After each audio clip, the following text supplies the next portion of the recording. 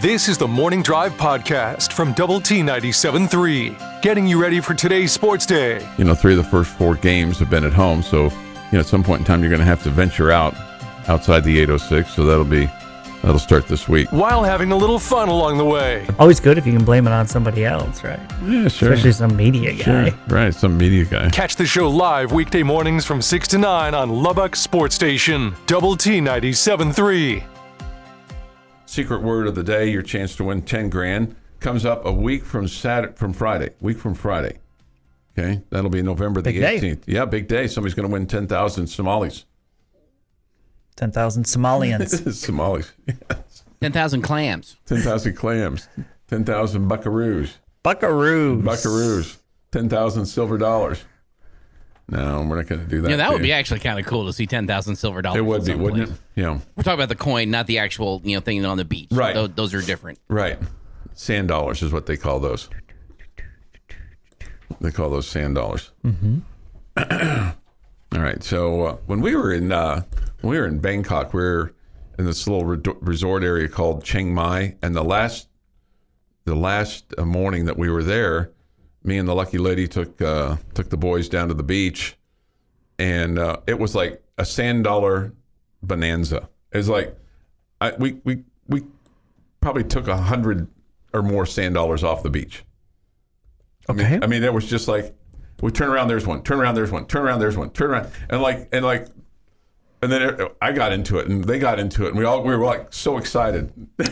Where did you take these sand dollars? We took them with us, and then we took them.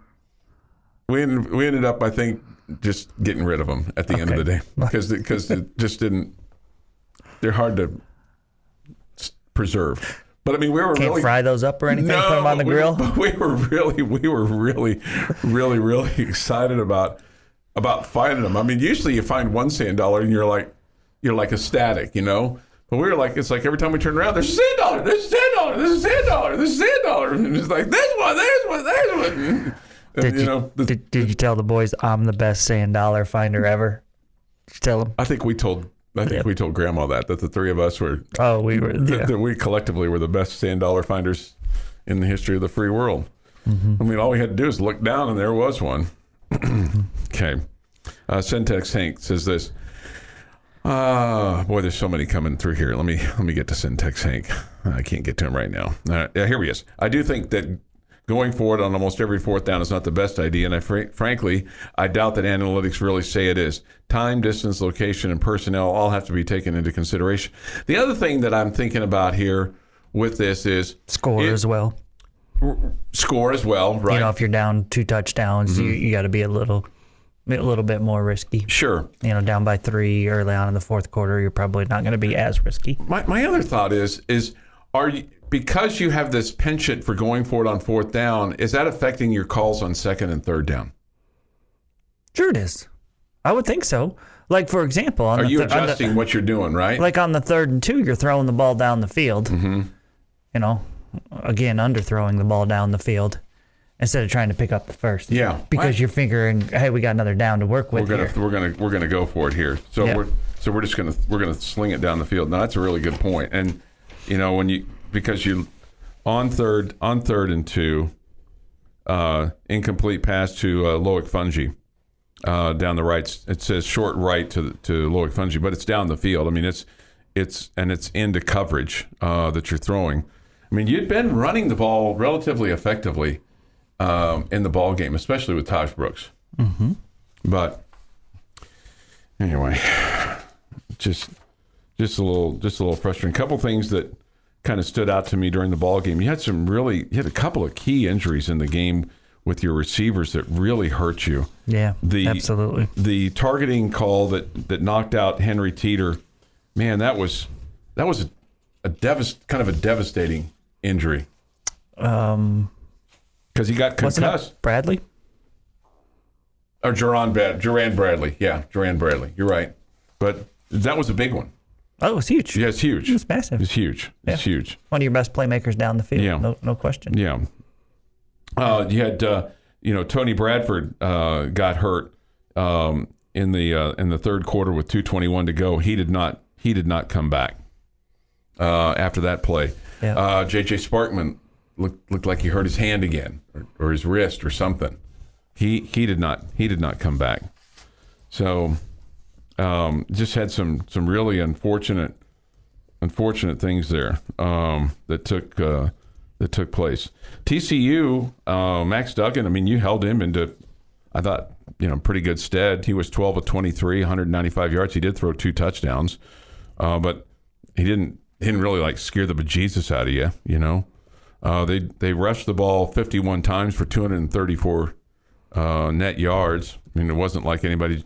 I mean, Kendry Miller went for 158 on 21 totes. Had a touchdown. His longest was for 50 yards. So you take the 50 yards out, and basically they rushed for 200 yards.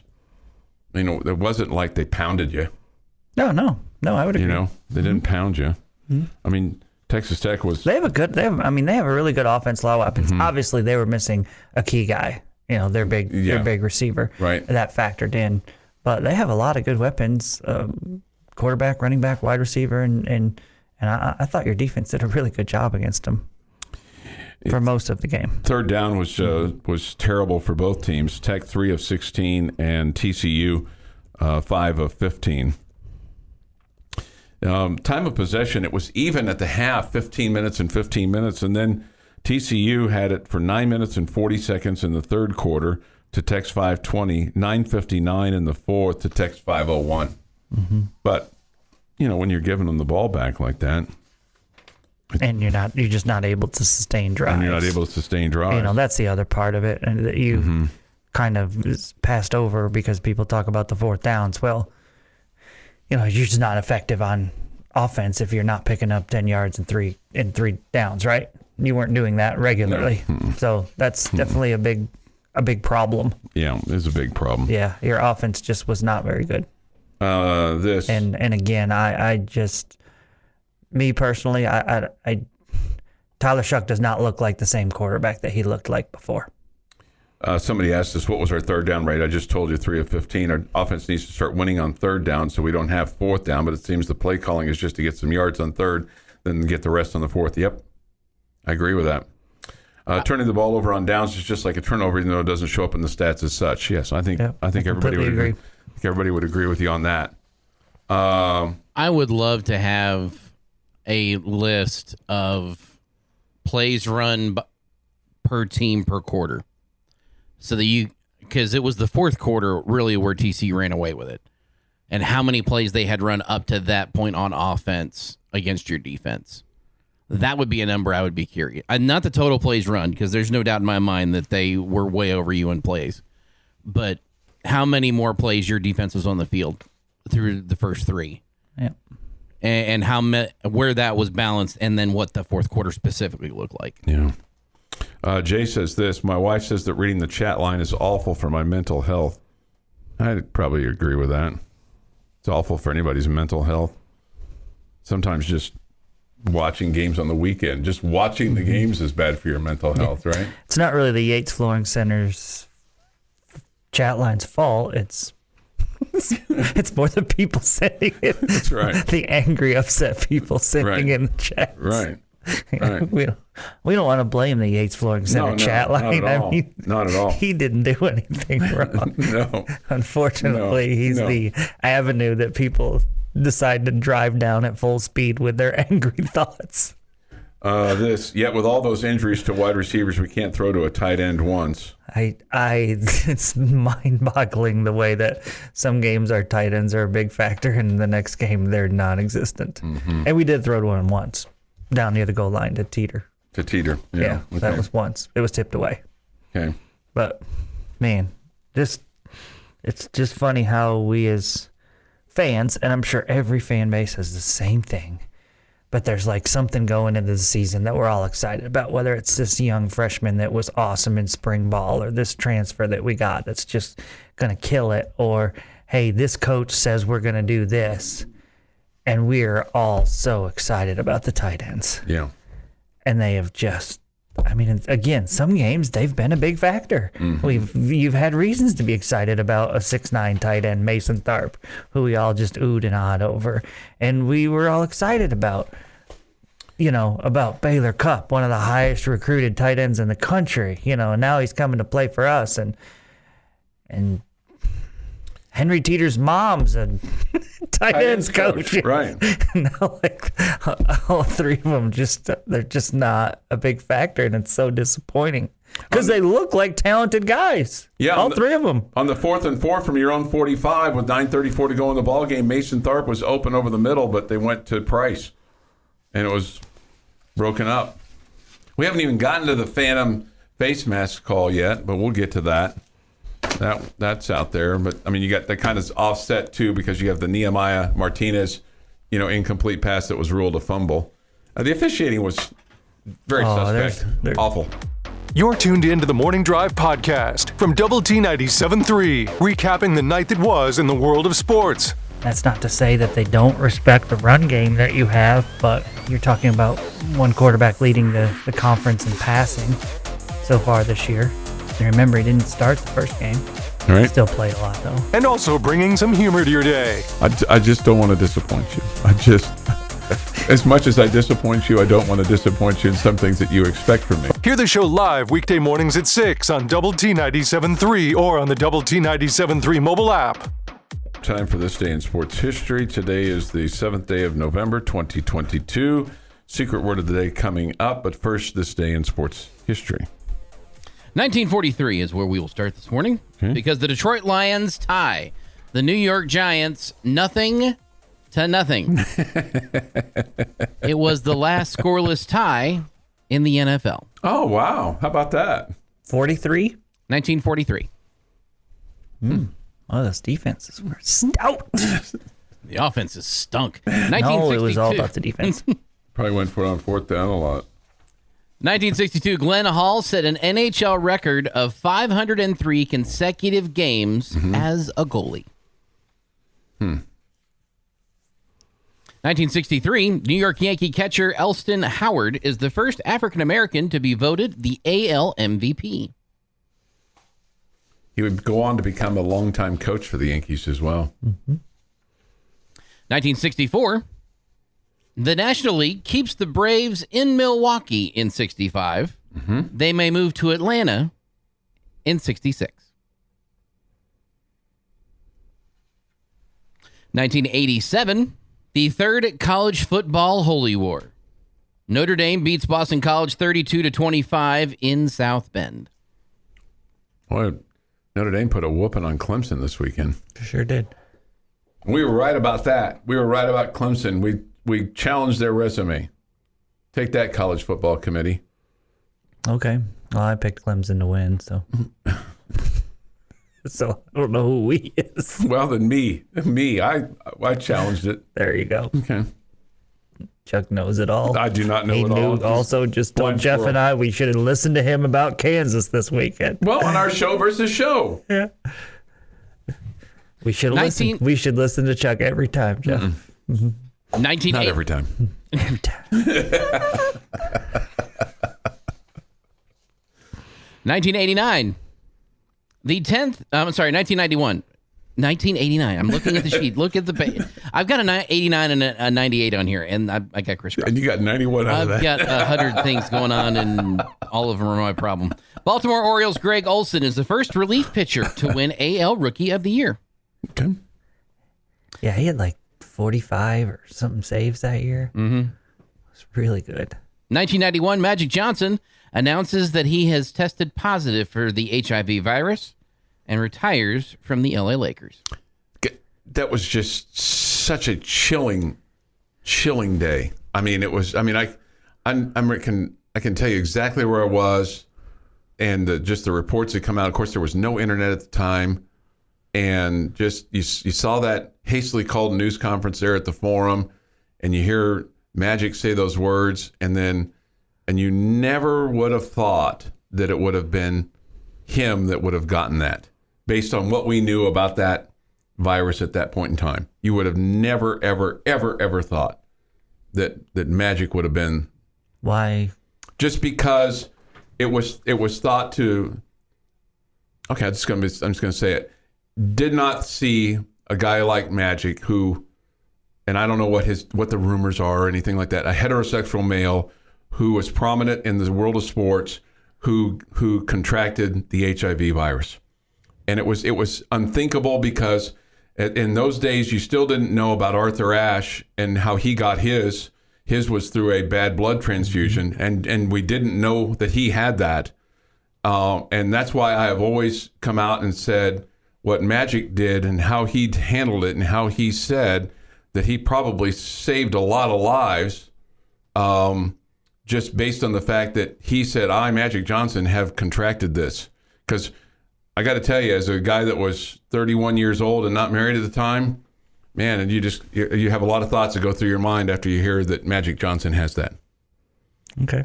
And I mean, I think it scared the bejesus out of almost everybody that was of an adult age.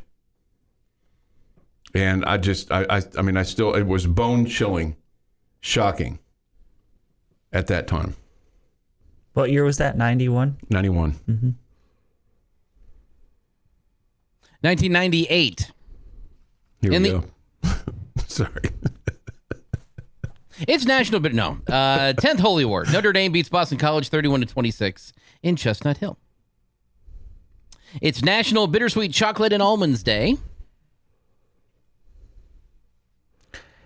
Chocolate and almonds, I'm in. Why it's got to be the but bittersweet chocolate? I don't love the bittersweet. That's why I don't love most chocolate chip cookies, because they're made with the sweet.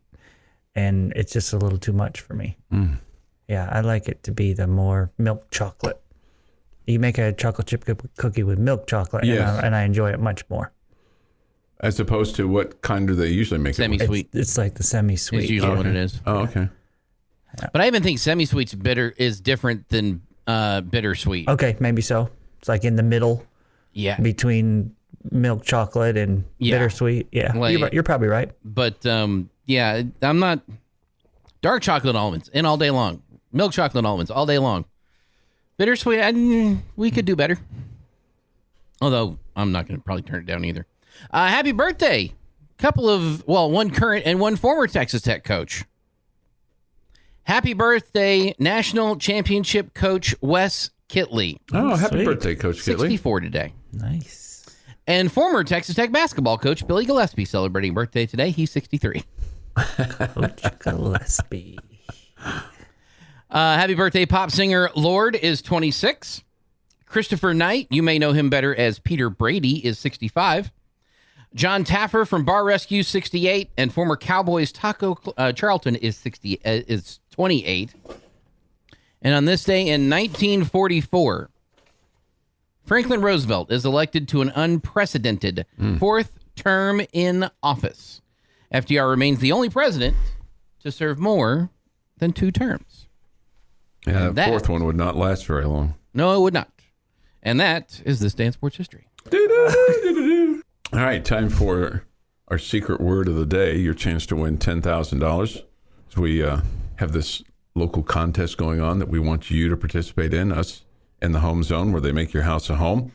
You enter the word, go to doublet973.com to do that, and then you anxiously await Jamie's email to tell you that you are qualified. Did you get any responses from those that have been qualified, like, yeah, Jamie, thank you very much, or, woo, cool, or, wow, can't wait, or anything like that? I think the popular answer was, why does Chuck have to keep giving the word? Can't somebody else give it for a while? I think that was the most popular response, right, Jamie? I did get some responses. I don't know that it was any of those? Woo, or it was more like, awesome, thanks, Jamie. Okay, Yeah. Things like that. Okay. People are a little bit more Reserved in their emails. Okay. Maybe they said that, He said, wow, honey, look, I'm qualified to win. Mm-hmm. Mm-hmm.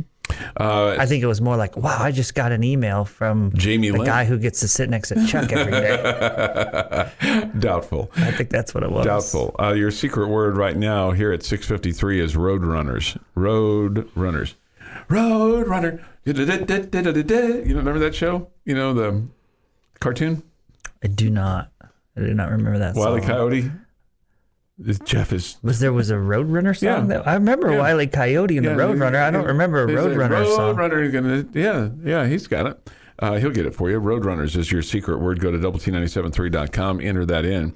Roadrunners at doublet973.com. You could be qualified and get an email from Jamie Lent that you would save forever. And then also potentially use that to win $10,000. You got it? No. 6:54 this morning. I wait for the ad to play. Okay. Somebody says white chocolate almonds. Okay. We have Red Raider bats. Here we go. See? Beep, beep. Beep, beep.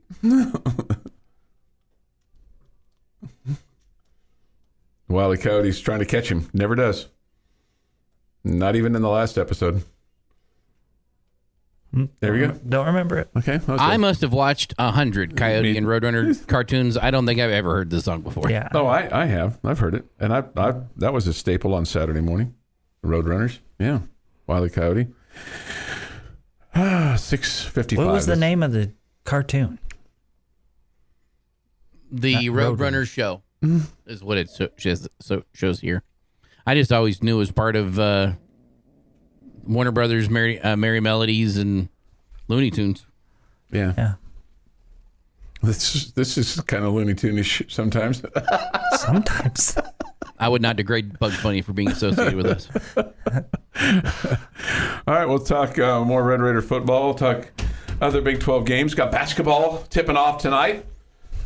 I'm getting kind of giddy for that, as Lady Raiders and Red Raiders are both in action tonight. We'll have it for you. I'm sorry I didn't ask you that question. That's okay. That's all right. My bad. That's okay. It's coming up.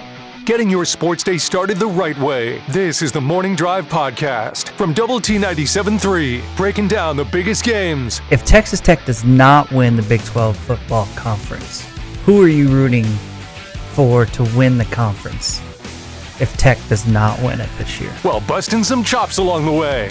I hold back on sending you stuff. I mean, I'm very, very, very judicious. We spend 3 hours a day, 5 days a week I know. together. Why would Yeah. we need to communicate during the weekends? Right. Save it for the show. We do. We save it for the show.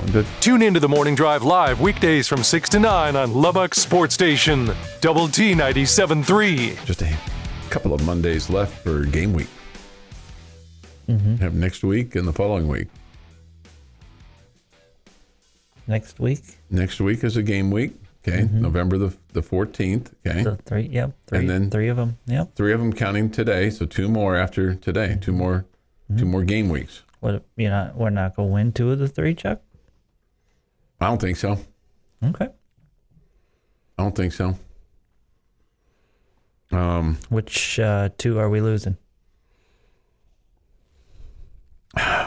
Man, I don't want to be negative, but I think I will. You think we're going to lose all 3? Yep. Okay. Yep. I do. I hope I'm wrong. I really do. I hope I'm wrong. But I think we're going to lose all 3. Okay. I mean, keep playing like we're playing. You're not going to win any ball games. I mean, I thought you played pretty well for 3 quarters. you did, but I mean, I guess You got to play well for 4. you got to play well for 4, and you can't just put yourself in bad spots like you did. You know, and going for it from your own 36-yard line you're only down by 4 points with 10 minutes to play. Wasn't it 20-17? Or 3. Okay, 3 points. Yeah. Okay, so it's even right worse. there? Yeah, you're right. You're right there. Didn't you have a lead a couple of times during the game? You did. Yeah. Yeah, I don't know. I don't. The final score shows that it only ended up being, what, a 10-point It was 20 game? to 17 when you went for it on 4th and 2 with basically 12:26 to go in the ball game. I wonder how many people bettors we've angered in the last couple of weeks. I mean, because we've taken close games and then just let them go at the end, and they turn out to be a completely different score. And if you didn't watch the game, you're like, Tech was never in that game. They got blown out, At one point, you're down 34-17 in this one. You scored the late touchdown, but it's even when it's 27-17, with 9:34 to go to the ball game, and it's 4th and 4 from your own 45 after you've just given them a short field. 27 to 10 points and 9.5 minutes to go. That's an eternity. But we made decisions based on the fact that, hey, the game's gonna be decided right here. And that's what you said right there. With 9:34 to go in the ball game, 4th and 4, you said game's gonna be decided right here, basically, if we don't get this. Because you're gonna give them a short field.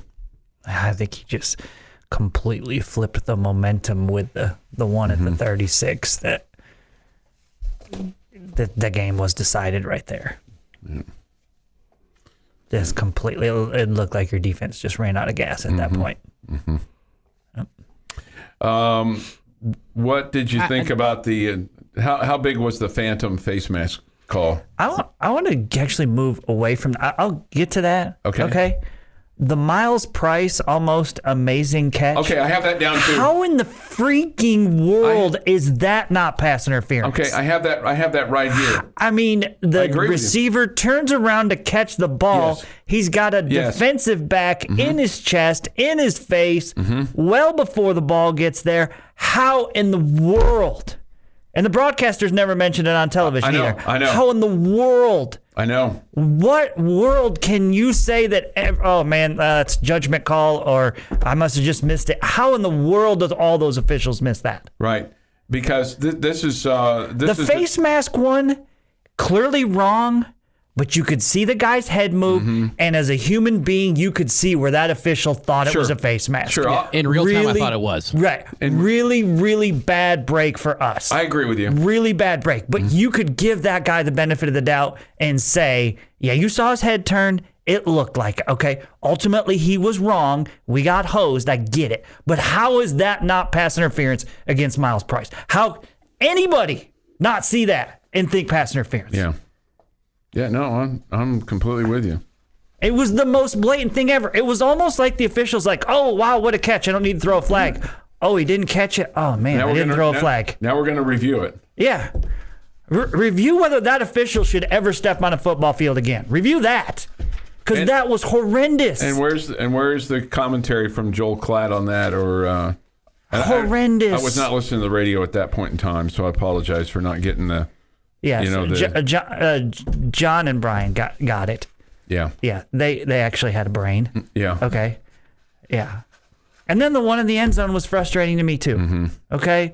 The defensive back, the receiver comes down the field, he pushes into the defensive back who's falling down, okay? And that's defensive pass interference? Like, the guy's not allowed. Like, when the receiver runs at you, you have to run out of the way? You have to go ole and get out of his way? No. He was standing there, and he ran into the defensive back. How is that defensive pass interference? Okay? But the one on Miles Price was the one, I was losing my mind. I was too. I was losing my mind. How in the world do you miss that? Yeah. No. The face mask one, again, really unfortunate, really bad break, but I think if you're being honest with yourself, when you saw it live, just like Jeff said, it looked like a face mask. Yes. Bad luck for us. Gosh, I wish we caught some of those breaks. But, man, the Miles Price one just had me irate. This was a drive that started with 13:25 to go in the third quarter. Shuck throws the ball to Miles Price, and it's broken up by Hodges Tomlinson. And it's a heck of a try. It would have put the ball at the 32-yard line of TCU. He damn near caught that ball. Yeah, it was a great effort. And great I'm with you completely. It's like, how was that not pass interference? Well, there's so much there that had me angry. Why are we throwing a fade to a 5'9" guy? Why can our quarterback not get the ball down the field and if it's about his speed, which it is, okay, throw the ball out there and let him run underneath it. It's not about him coming back to the ball, going through the defensive back. Okay, and then the officials, nobody on the field seeing that that's pass interference when he clearly is up in his chest, not looking at the football, okay, with his back to the quarterback, in his chest and face before the ball gets there. Period. He's got to try to catch it off the guy's back. it's a slippery slope, and I understand that it is. But I kind of wish if you're going to review a catch, you can also review if it's pass interference. Well, If you can do that, though, you do that, though, then a penalty could be called in, and you get a phantom holding call on the left side. When you throw it. We remember the NFL last year had it, and what happened? They never overturned it. Yeah, and they're not because the officials protected themselves. They are going to protect themselves. You want this rule? Okay, we'll put it in, and we'll ignore it. Well, you have old officials up there making that call, and they're not going to. They're not going to go back on their buddy. But this was the booth that called for the review. Yeah. At some point, there needs to be like some sense, though. You're right, Jeff. Like, hey, something blatant was missed here. You know? Somebody says this, get off the face mask call. Put yourself in the official's shoes. He's behind the play. Hand was high, and quarterback's head turns. 100 out of 100 times that flag comes out. I agree, but it's a big play. It's a big point of the game. And I think the three of us just got off the face mask call and said, we get it. Yeah. We get it. Really unfortunate. Definitely wrong. Okay, definitely wrong. We had a terrible break against us there. But, again, we can kind of get that one. Yeah. Your morning dose of coffee and sports. This is the Morning Drive Podcast from Double T 97.3. Catch the show live weekdays from 6 to 9 on Double T 97.3 FM or on the Double T 97.3 mobile app. Jamie's question of the day on Double T 97.3 is presented by Bizarre Solutions. Call them today for a free cybersecurity audit. Questions. You get one question of Jeff, I, and our fine listening audience. All right, and you've kind of already answered it, but everybody wasn't listening then, so I'm going to go back to it. I hate that I kind of let that one slip, but we're going to get to it right now. So my question for Jeff and Chuck and our fine listening audience today is, how many more wins do you think Tech gets in the regular season this year? Unfortunately, I'm going to say none. I'm going to say none. And I'm going to base that on, one, on how you've been playing, and two, how your opponents are playing as of right now. And, I mean, look, Spencer Sanders didn't play on Saturday, but Kansas just whooped Oklahoma State 37-16. They ran up and down the field against that defense. I know they're dinged up. I don't know how dinged up Oklahoma State is, but that concerns me. Iowa State all of a sudden has figured out how to score a little bit as they put up 31 on West Virginia. Now, you can say, well, it's West Virginia. Okay, you can say that. That's fair. But they've also proven to be a pretty good defensive team. They only allowed West Virginia to score 14 points. And then they've proven to be a very good defensive team this year, best in the conference. And then Oklahoma may be your most winnable game left. They lost to Baylor 38-35. What's their give a you-know-whatter when they play here the day after Thanksgiving? And what's ours at that point if you don't have a chance to get to be bowl eligible? Right? Oh, yeah, who knows? I mean, I hate being negative, but I guess I'm sitting in this. You know, I guess I just, it's my turn to be negative, and I hope I'm wrong. Jeff? I didn't know we were taking turns. Well, apparently we are, because it's not my turn, because I'm not being negative. I think you can win 2 of the next 3. In fact, I'm not even 100% sure that you can't win all 3. Oklahoma's been terrible. Iowa State's offense is atrocious, and the Jayhawks are going to come into town completely drunk on drinking beers for being bowl eligible for the first time this century, it feels like. I like your chances at home, and you got 2 of these games at home. Now, granted, one of them's the Saturday after Thanksgiving when there's going to be like me, Jamie, and Chuck in the stadium, and that's about it. But I like your chances. I really do, the rest of the way. I think you can win all 3. I think you'll win 2 of the 3, and I'm going to take the next 2. I'm going to go with Kansas and Iowa State as the 2 that you win if I was forced to pick the 2. But you guys are so right in what you're saying about Oklahoma. I mean, that could be like one of those bowl game situations where which team actually wants to be here kind of a deal. Okay? So no idea what the want to is going to be like for either one of those teams. Okay?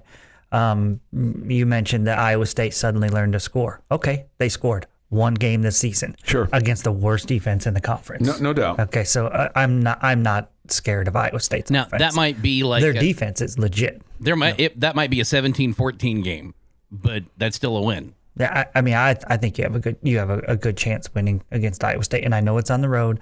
I know that you've struggled against them, especially there. Okay, I get all of that. Okay, but I don't think Iowa State is nearly as good as they have been in years past. So, I think you can have I would guess a little bit higher than that, Jeff. You probably need to score like 21 or 23 to win that game, but I feel like that's a legitimate possibility of a win there. I think this weekend's a high scoring, probably a pretty entertaining game, depending on if Baron Morton is in there. That changes things. But, Kansas' offense is good. It's fun to watch. They're a more complete football team than they've, at least on the offensive side of the ball, than they had. Defensively, they're not any good. Okay, so I expect... I know that they shut down Oklahoma State's offense, but we've seen, in recent weeks with Spencer Sanders not being healthy and then not even playing in this game, it's a completely different deal. Yeah. Completely different team. So Baron Morton's a huge factor in this as far as I'm concerned, because without him, who knows? But I will toss my ring my hat into the ring right now and tell you, I'm not asking this question. I was going to, but I didn't want to anger Jeff. If Baron Morton's hurt, okay, I am all in on Donovan Smith. Me too. Okay? I am all in. Tyler Shuck does not look right now to me. I agree. Whether it's upstairs or whether it's his arm. To me, his arm strength does not look He looks tentative and nervous, and he reminds me exactly of Alan Bowman after the injury. Yeah. That's exactly what he looks like to me. He just looks tentative and not sure of anything and slow, and his arm speed and strength is not there. It just looks like he's playing scared and nervous. Yeah. So if, it wouldn't be the first time the coaching staff has disagreed with me, but if we see Tyler Shuck trot out there, God, I hate that I just used that word. If we see him head out there to be the starter on Saturday. Because I've said that word before? Because you jam it down our throats over and over and over again. I hate that you've rubbed off on me. If he's the starter on Saturday, my confidence level definitely goes down. And I'm not out on Tyler Shuck, is that he can't get back to where he once was. I'm just saying he's not there now. He looks like Alan Bowman. He's not there now. Jeff? Any other thoughts? Other than I think that they can, and to this texter's point. Okay, go ahead, Jeff. They're like, what have we seen from Tech that makes us think they can win 2 of the next 3? It's not so much what I've seen from Tech. It's what I've seen from Iowa State. It's what I've seen from Oklahoma. And while they look a little better than they did like a week and a half ago, they aren't just like still not great. Yeah. And I get that we're prisoners of the moment, and you've lost 2 straight games and you've lost them by a good chunk. But let's remember, those were good teams, and you were in the game in the fourth quarter in both of those games. Yep.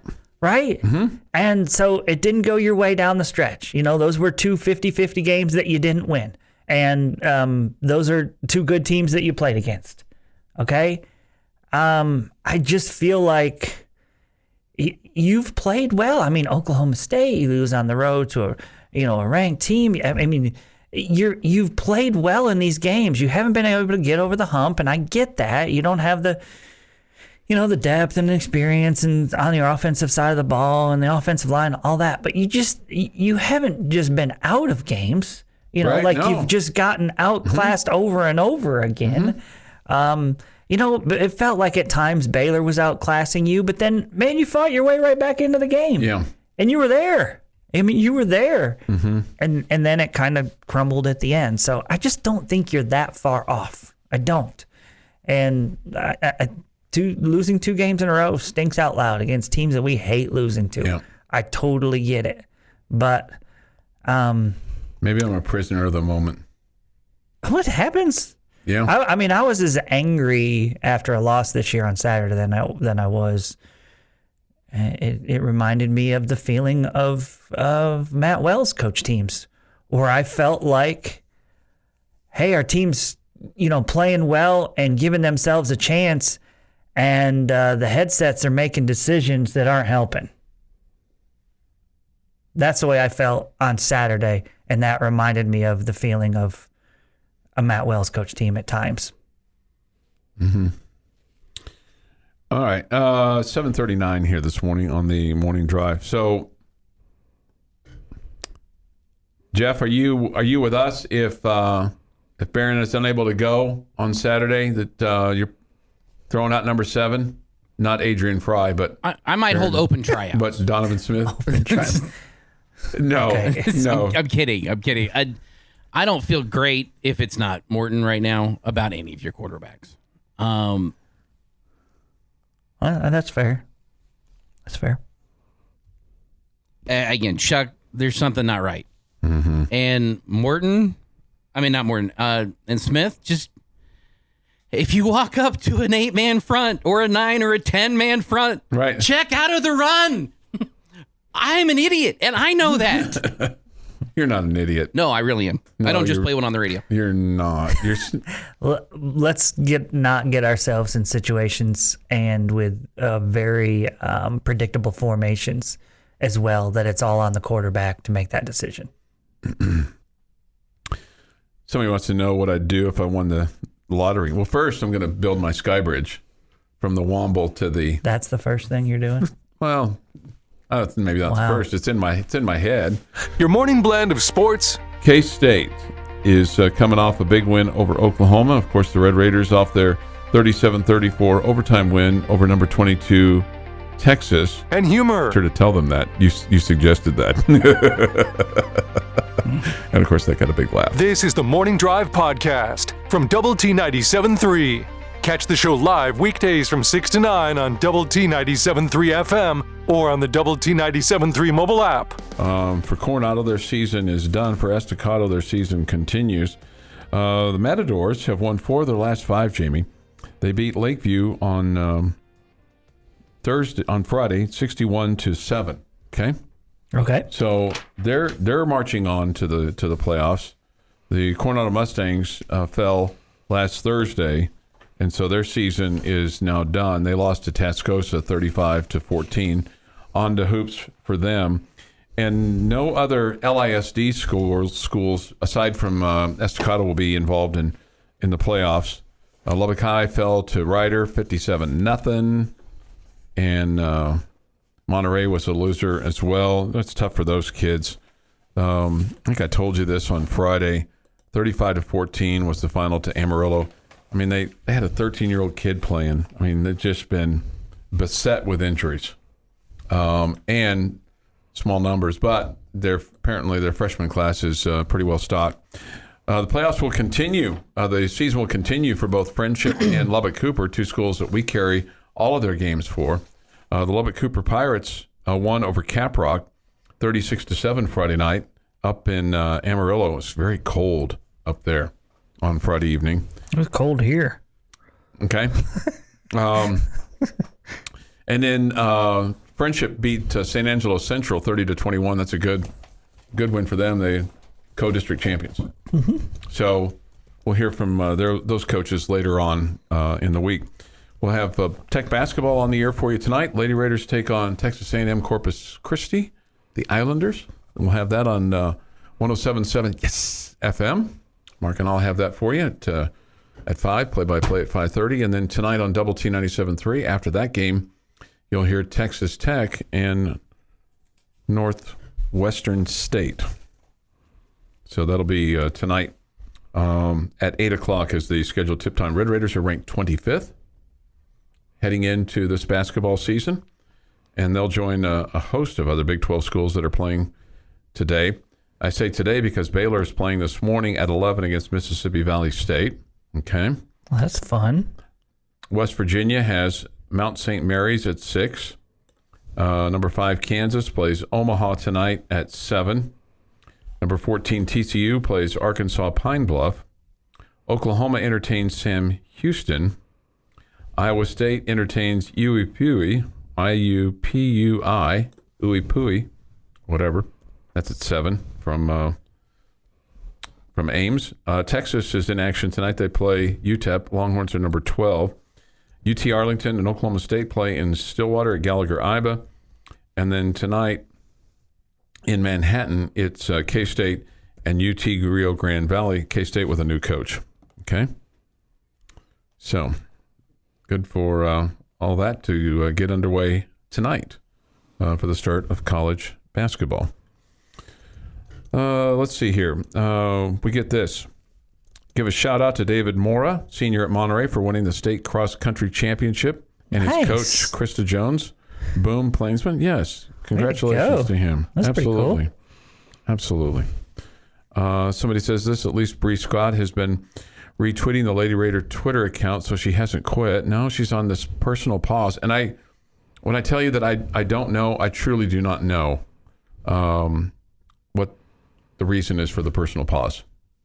So she was at the game last Tuesday against Midwestern State, was wearing a Lady Raider hoodie. She wasn't at practice yesterday, so I don't know the status. I don't know what she needs to do or what they need to do to bridge the gap in terms of her playing. Critical player for the Lady Raiders this year because she's a scorer. And this must have come up in the last 2 weeks because they took her to Big 12 Media Days in Kansas City before the start of the season, which was just a couple of weeks ago. So, again, I do not know what the issue there is. JoJo Nawari has an illness. They were fortunate to find it. And she was at practice yesterday, but she was in street clothes. So, not even in warm-ups. So, she's not at a point yet where she can practice, let alone play. Okay? But everybody else was present and accounted for yesterday. What we've learned to do, Think and I, and I'm sure that, I don't know if you guys went through this with baseball or not. I think the men's guys went through this just to a certain degree, is we just kind of became conditioned because of COVID. Anytime we went to practice or shoot around or a game, start counting players. It's like, okay, where's so-and-so? Or, okay, everybody's here. We're good to go. Okay. So many baseball players, it's different to do that than when you've got, in the Lady Raiders case, this year you have 14 on your roster, so it's easier to go, okay, 1, 2, 3, 4, 5, 6, we got everybody. Yeah. Somebody says this, think I'll take a personal pause from work today. Okay. Some might say that I do that every day. Okay. That'd be fun to take a personal pause. Take a personal pause. Yeah, take a personal pause. Cowboys don't play until Sunday. They take on the Green Bay Packers. I had said, and I'm going to be wrong on this, and I'm glad that I'm wrong on this because, first of all, I don't want anybody to lose their job, and second of all, I am a fan of the Cowboys. I mean, the Chiefs are my number one team, but the Cowboys are number two. But Mike McCarthy's not going to get fired before they play at Green Bay. I don't think he is. Matt LaFleur might. They've lost 5 in a row. Yeah, I don't think he is either. No, probably not. That Cowboy-Packer game is a 3:25 kick, and the Cowboys are favored by 5. Does it feel like the Packers just need to move on from Aaron Rodgers and just like clean the cupboards and just start over? I'm not saying he's a terrible quarterback. I'm not at all, but it just feels like. Well, they haven't done anything to support him.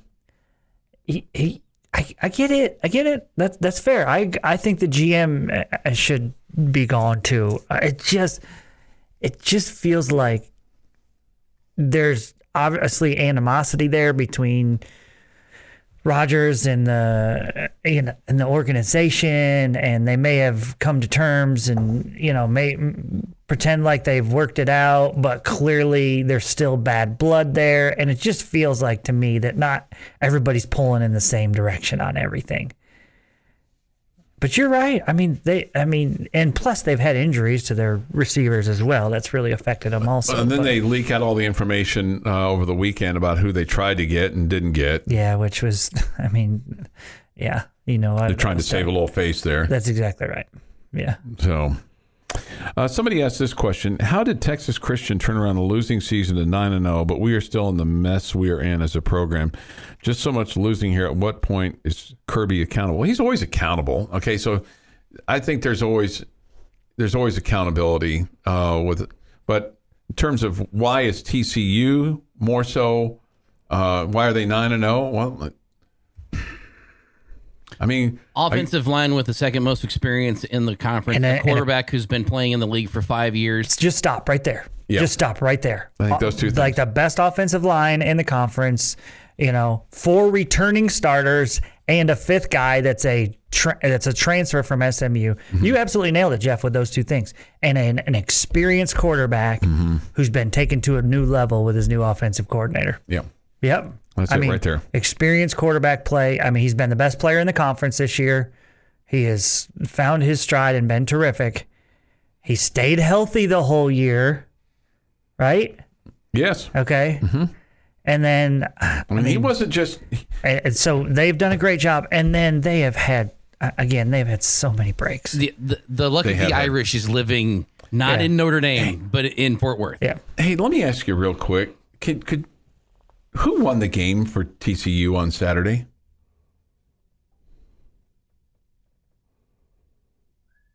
Who won the game? I felt like their running back, Kendry Miller. Yeah, kind of took the game over. Okay. So he ran for 158. Yeah. So their offensive line and Kendry Miller. Yeah. And then you could also say that we set them up with basically, no question. 30. No question. So, I mean, it's not like they had this dominant player. It's not like they had a Patrick Mahomes over there that was just slicing and dicing you up. I mean, he had almost 160 yards. That's pretty good. I know, but I mean, but 50 of them came on one run. Yeah. So he had 20 carries for 118 yards. I mean, again, it wasn't like still a chunk. I know, but it wasn't like they just dominated you. I guess that's my point. You put them in a better position to win than you put yourself in a better position to win. You've been listening to the Morning Drive podcast from Double T 97.3. For more from Lubbock Sports Station, go to doublet973.com.